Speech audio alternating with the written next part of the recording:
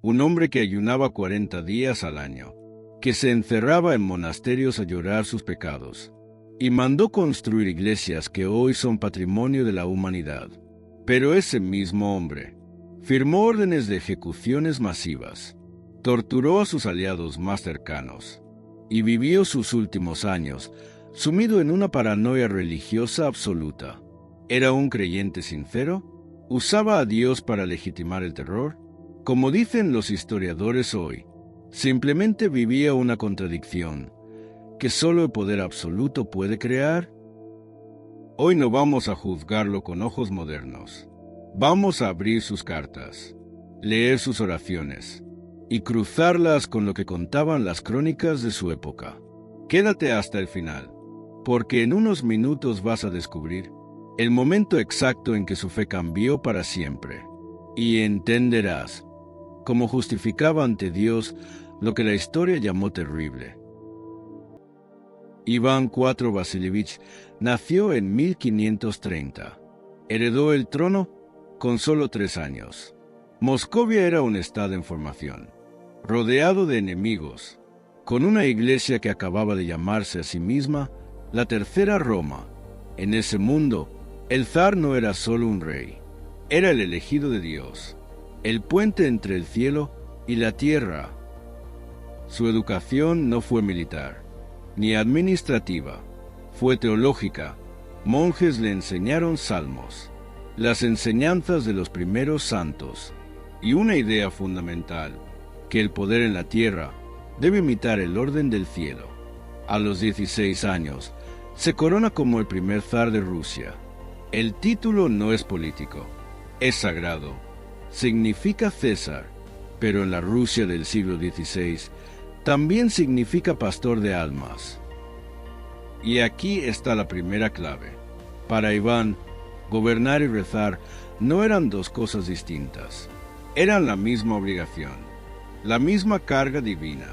Entre 1547 y 1553, Iván actúa como un monarca profundamente devoto. Reforma las leyes, inspirándose en la justicia cristiana. Financia la Catedral de San Basilio. Peregrina a monasterios lejanos. En sus propias palabras, escritas años después, Dios me puso en este trono para proteger a los fieles y castigar a los enemigos. Pero no son solo palabras. Los cronistas de la época cuentan que ayunaba sin descanso, que confesaba sus dudas en público, y que tras una enfermedad grave hizo votos de pobreza y de obediencia monástica. La iglesia lo veía como un protector, los nobles con recelo. Y aquí está el detalle que muchos ignoran. Su fe no era abstracta, era concreta, ritual, atada a la supervivencia del Estado. Para Iván, la unidad religiosa era unidad política, y cualquier disentimiento era traición a Dios. Pero en 1553, todo cambia. La zarina Anastasia muere.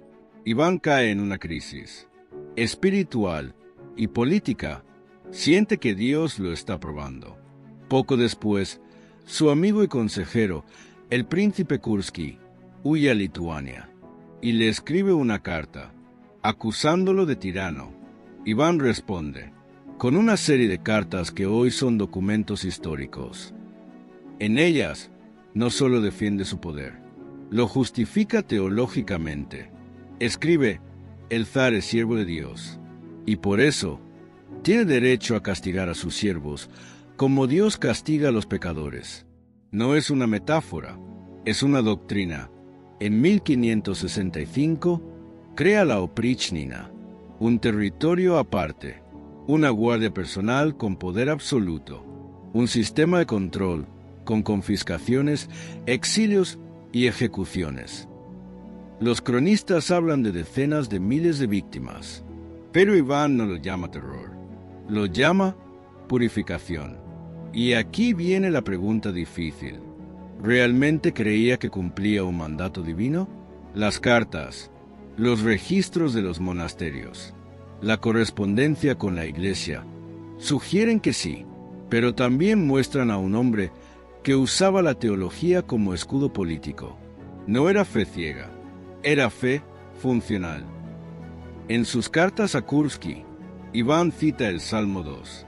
Romperás a los reyes con vara de hierro. Para él, el poder absoluto no era un lujo, era una obligación espiritual.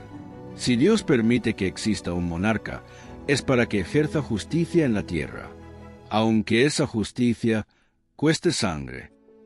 Historiadores como Janet Martín o Sergei Bogatyrev lo explican claro. Iván no inventó esa idea. La tomó de Bizancio, de los primeros teólogos, pero la llevó al límite porque su época lo permitía.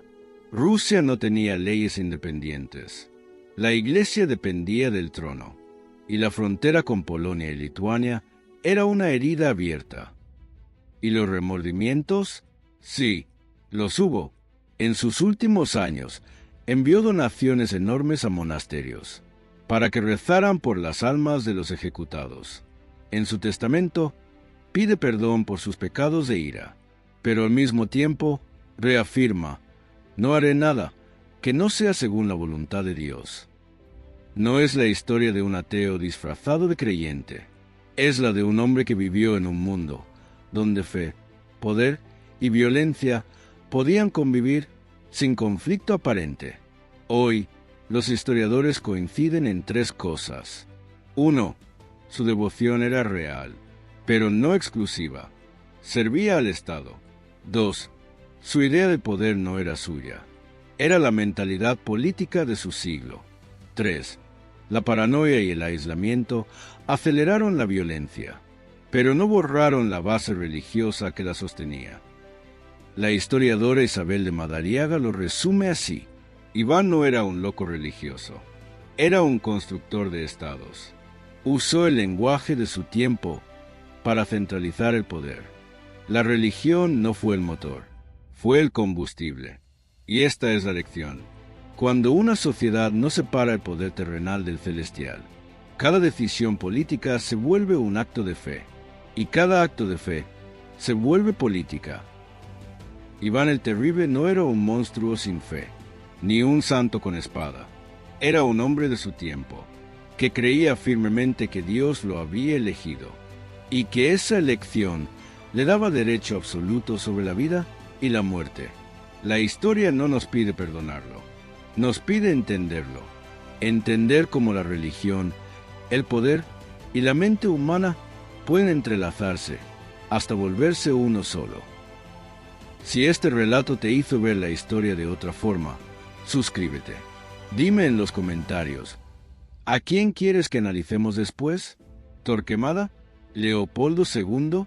¿O prefieres saber cómo reaccionó la Iglesia Ortodoxa a su legado? La historia no juzga, solo recuerda. Y tú, decides qué hacer con esa memoria.